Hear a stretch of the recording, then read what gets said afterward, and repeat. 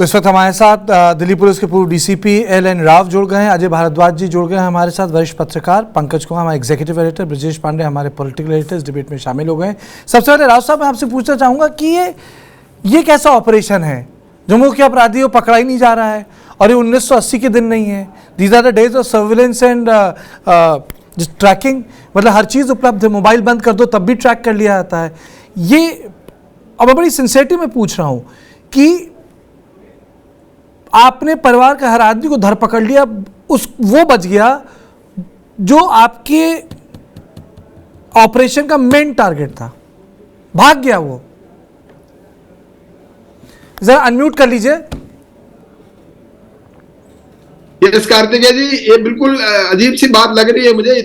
इतने फोर्स इस्तेमाल की जा रही है, फिर भी अमृतपाल सिंह पुलिस की उसमें हत्या नहीं चढ़ा है, और इसके बहुत से सारे रिलेटिव्स पकड़े गए हैं। उनका ये भी पता लग गया ड्राइवर कौन था, कार कौन सी थी, किसके यहाँ खाना खाया, किसके यहाँ रुका, सारा कुछ होने के बावजूद भी नहीं पकड़ा जा रहा। देखिए, मैं आपने बड़ा अच्छा एक शब्द इस्तेमाल किया, 1980 नहीं है, 1980 से 90 तक पंजाब बिल्कुल जल रहा था टेररिज्म पे। और उस टाइम पे ऐसा भागने वाले सीन नहीं होता था, उस टाइम तो उड़ जाते थे, भागते नहीं थे कोई। लेकिन आजकल इतने दिनों के बाद में इसको टेररिज्म को रिवाइव करने की कोशिश की जा रही है, दोबारा से खालिस्तान के टेररिज्म को लाकर पंजाब की हालात, माहौल खराब किया जा रहा है।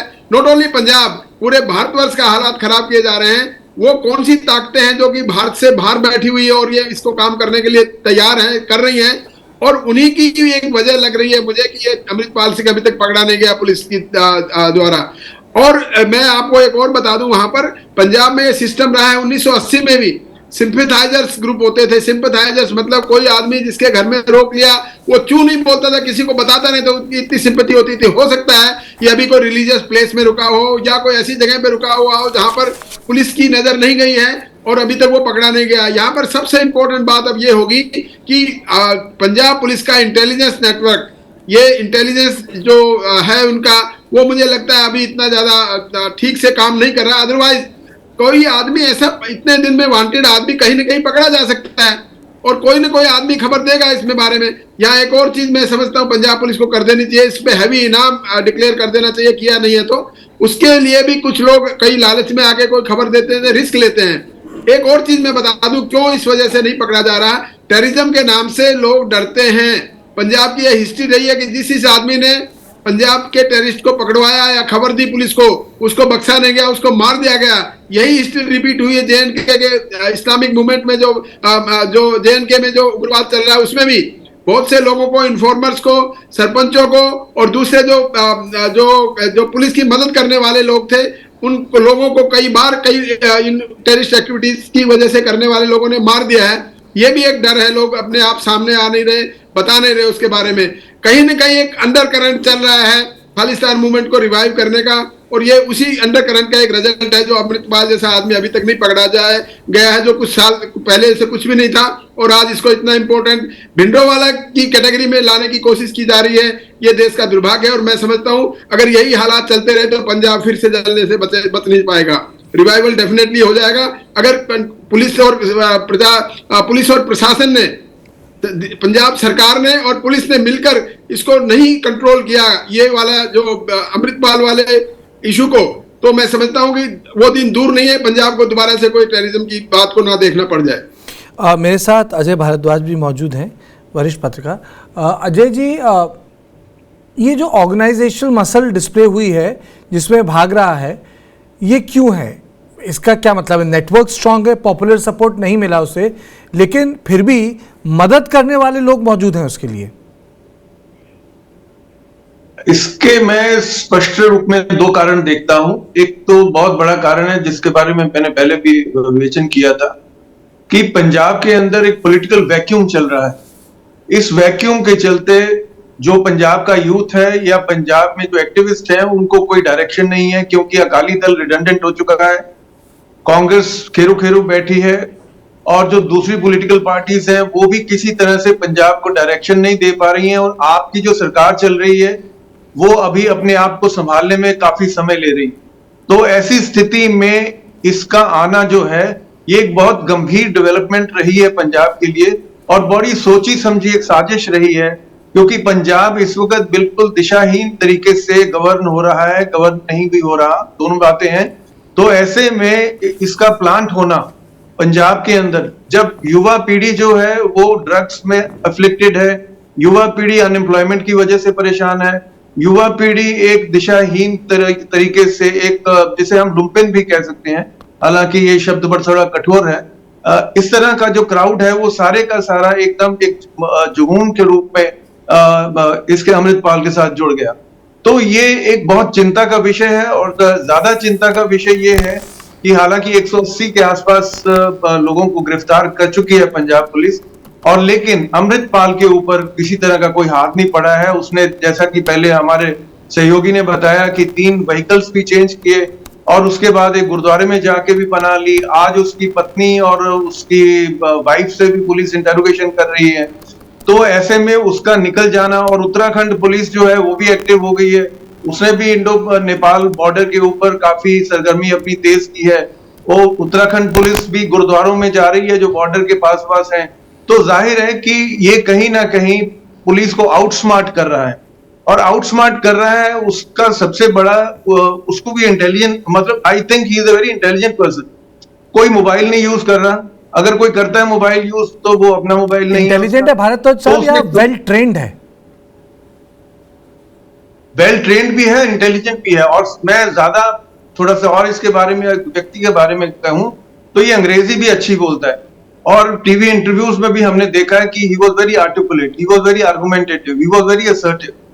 तो मतलब ही न्यू कि मैं क्या कर रहा हूं, मैं क्या बोल रहा हूं, उसके बारे में उसके मन में क्लैरिटी है। और उस हिसाब से मैं इसको बाकी जो मिलिटेंट्स हम पहले देखते रहे हैं आतंकवाद के दौर में, उससे कंपेयर करूं तो he is far too intelligent, he is far too smart. तो इसकी जाहिर है इसकी ट्रेनिंग काफी अच्छी हुई है। हालांकि गुरबाणी में इसका बहुत ज्यादा वो नहीं है, मतलब पकड़ नहीं है, जैसे संत भिंडरांवाले में थी या बाकियों में रही है।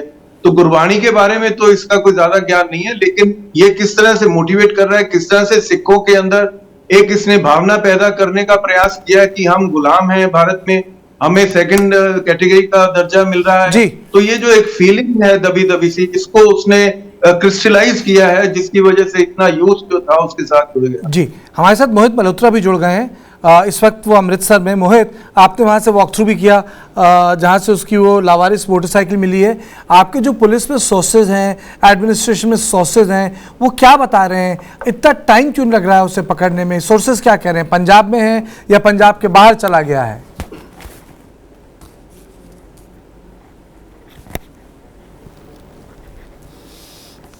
देखिए, आपको पहले एक तस्वीर मैं दिखाना चाहूँगा, जिससे मैं चाहूँगा कैमरामैन को वो आपको दिखाएं।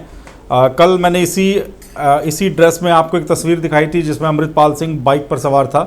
अभी आप देखिए, वो एक जो रेड़ा गाड़ी होती है, जो कि आमतौर पे गांव में जो ग्रामीण है मजदूरी करने के लिए, सामान ढोने के लिए, बाइक के पीछे एक जुगाड़, एक रेड़ा गाड़ी बना लेते हैं, उसमें बाइक पड़ी है। और यहाँ पे ये अमृतपाल सिंह है और साथ में एक व्यक्ति और बैठा है। तो ये वहीं की है जहाँ का आप कह रहे हैं कि मैंने जहाँ की रिपोर्ट आपको भेजी। दारापुर इलाका है जालंधर रूरल में, करीब 45 किलोमीटर दूर है जालंधर से। जालंधर काफ़ी बड़ा ज़िला है पंजाब का, और वहाँ पर ये सब कुछ घटनाक्रम हुआ है। और ये इसी जगह से मैंने आपको रिपोर्ट दी है जहाँ पे ये लोग चल रहे हैं। बगल में नहर जाती है और नहर के पास आप देखिए बाइक को रेड़ा गाड़ी के ऊपर लेके जा रहे हैं। लेकिन यहाँ पे मैं आपको बता दूँ कि ये वो जगह है, वो ज़िला है जालंधर, जो कि पूरी तरह से इस वक्त जहाँ पे सुरक्षा कड़ी है, जगह जगह पर बैरिकेटिंग की गई है।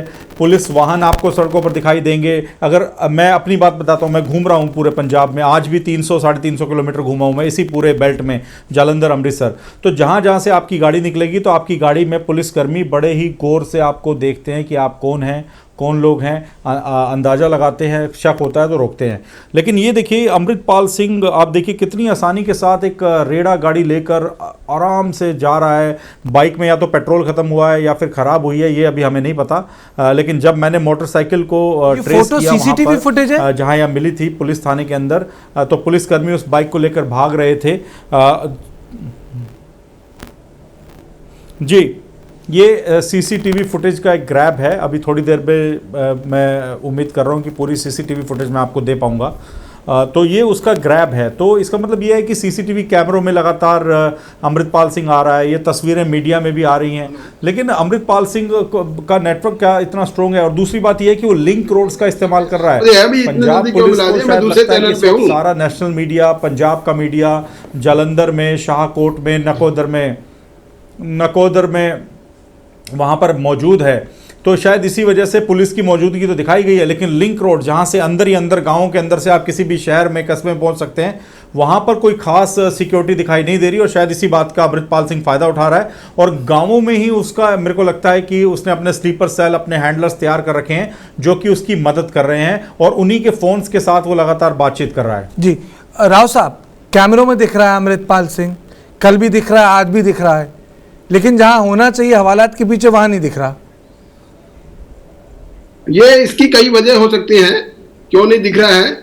हेलो जी जी, सुन पा रहे हैं? बिल्कुल। देखिए, जैसे आपके पत्रकार साहब ने काफी मेहनत करके आपको फोटो वोटो दिखाई है, तो उसका मतलब ये साफ नजर आ रहा है कि वहां कोई सिंपथाइजर है उसके, जो उसको छुपा कर रखना चाहते हैं। और ये भी पॉसिबिलिटी है कि वो बॉर्डर पार कर गया हो। बॉर्डर पार करने का मतलब मैं पाकिस्तान से भी समझता हूँ, और यूपी और उत्तराखंड से भी जा सकते हैं। वो कहीं ना कहीं निकल भी जा सकता है। ये भी हो सकता है कि यहाँ पंजाब में वो हो ही ना। तो there are so many possibility. और ये सारे के सारा चीज पुलिस के पास बहुत बड़ा, मैं समझता हूँ, मैं तो 37 साल पुलिस में काम किया है। खुफिया तंत्र जब तक आपका अच्छा काम नहीं करेगा, जब तक खबरी जो सिस्टम है वो आपका वो ठीक काम नहीं करेगा, तब तक ऐसे बड़े ऑपरेशन में सफलता मिलनी बड़ी मुश्किल है। और ये जब तक इनको ठीक करना पड़ेगा पुलिस को भी। और मैं समझता हूँ इसमें एनआईए और आईबी की मदद भी या तो ली जा रही होगी, नहीं ली जा रही तो इसकी जरूर मदद लेनी चाहिए, क्योंकि ये बहुत बड़ा इशू बन गया है, बहुत बड़ा केस बन गया है। इसमें कोई भी किसी प्रकार की अगर कहीं से भी मदद मिलती है तो मैं समझता हूँ पंजाब पुलिस को ओपनली उसको एक्सेप्ट करना चाहिए। और सरकार को भी रिक्वेस्ट करनी चाहिए केंद्र सरकार से कि नेशनल इन्वेस्टिगेटिंग एजेंसी, जिनके पास और ज्यादा साधन है, ऑल ओवर इंडिया इनका पावर है, उसको इस्तेमाल करना चाहिए। इंडियन जो इंटेलिजेंस ब्यूरो है हमारी, वो पंजाब के अलावा बाकी जो सेंट्रल में हमारी इंटेलिजेंस ब्यूरो है, वो बहुत बड़े बड़े ऑपरेशन हमने उसके साथ में मिलकर किए हैं। तो उनको भी अगर शामिल कर लिया जाए तो इसको पकड़ना जाना आसान हो सकता है।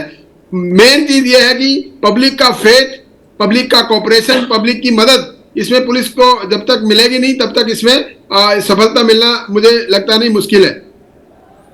लेकिन एक चीज बताइए जी, आईबी पंजाब में है, रॉ पंजाब में है, 50 किलोमीटर का बीएसएफ का दायरा भी पंजाब में बन गया है, सारी सुरक्षा एजेंसियां पंजाब में है। राव साहब, दिल्ली पुलिस तो है नहीं कि करोड़ों लोग और एक लिमिटेड उसमें पूरा होता है। यहाँ तो सब कुछ है। बिल्कुल सब कुछ है, तभी बड़े अचंभे की बात है, ये सब कुछ होते हुए भी नहीं कामयाबी मिल पा रही है। तो इसका सीधा सीधा मतलब है कि कहीं ना कहीं कोई कमी है पुलिस की कार्रवाई में। सबसे पहली बात तो कमी ये रही कि वो निकल कैसे गया पुलिस की घेराबंदी से। शुरू में जो नेग्लिजेंस की बात समझ में आती है वो तब क्यों हो गई ऐसा। तो कहीं ना कहीं ऐसा तो नहीं है कि पुलिस के, मैं ओपनली आपको बता दूं, कहीं पुलिस में भी इसके सिंपथाइजर्स होंगी, वो चाहते होंगे ये पकड़ा ना जाए, ऐसा भी कुछ हो सकता है, इसमें भी कोई दो राय नहीं है। लेकिन हाँ, अभी ये इश्यू ऐसा बन गया है कि पुलिस को भी अपनी प्रेस्टीज की बात है। पंजाब पुलिस बहुत अच्छी पुलिस की फोर्सेज में जानी जाती है, और यहाँ पर अगर किसी पंजाब पुलिस या किसी राजनीतिक दबाव में काम कर रही है वो भी बात देखनी पड़ेगी। तो इसमें कई इश्यूज हैं। और क्या पंजाब सरकार चाहती है उसको, अमृतपाल को पकड़ना, या पंजाब पुलिस ने कहीं दबाव तो नहीं डाला हुआ है पुलिस पे कि नहीं पकड़ना है, या कोई पंजाब पुलिस के कोई ऑफिसर्स तो ऐसा नहीं है जो उसको सिंपैथी कर रहे हैं, या पब्लिक ऐसी चीज तो नहीं है कि जो उसको छुपा के बैठी है और उसको बारे में खबर नहीं देना चाह रही है। नो डाउट आपने बताया आईबी और बीएसएफ और जितनी फोर्सेज वहां लगी हुई है वो भी ठीक है, वो कर रही है अपना काम। लेकिन जो चीज पंजाब पुलिस अपने आप में कर सकती है, वहां पर पब्लिक की मदद लेकर कर सकती है, वो बहुत ही इंपॉर्टेंट है। क्योंकि पब्लिक का जो रेपो है पुलिस के साथ में, पब्लिक का इंटरेक्शन है जो पुलिस के साथ में, वो वहां बहुत ज्यादा है। और मैं समझता हूँ पब्लिक अगर मदद करेगी, वो पंजाब में है, तो डेफिनेटली वो पकड़ा जाना चाहिए, इसमें कोई डाउट नहीं है, पकड़ा जाना चाहिए। मैं आपको दो विजुअल्स और दिखाना चाहूँगा अपने दर्शकों को। ये दिल्ली में जैसे कहते हैं ना कि ईंट का जवाब पत्थर से दिया हिंदुस्तान ने, ये आप देखिए, ये यूके हाई कमीशन है हिंदुस्तान में। तिरंगे का जो अपमान हुआ लंदन में, यहाँ से तुरंत सिक्योरिटी फोर्सेस हटा ली गई। उसके बाद लंदन में सिक्योरिटी फोर्सेस उपलब्ध करा दी गई। ये सुबह का दृश्य है, सारे जो बैरिकेड है सब उठा के चली गई दिल्ली पुलिस।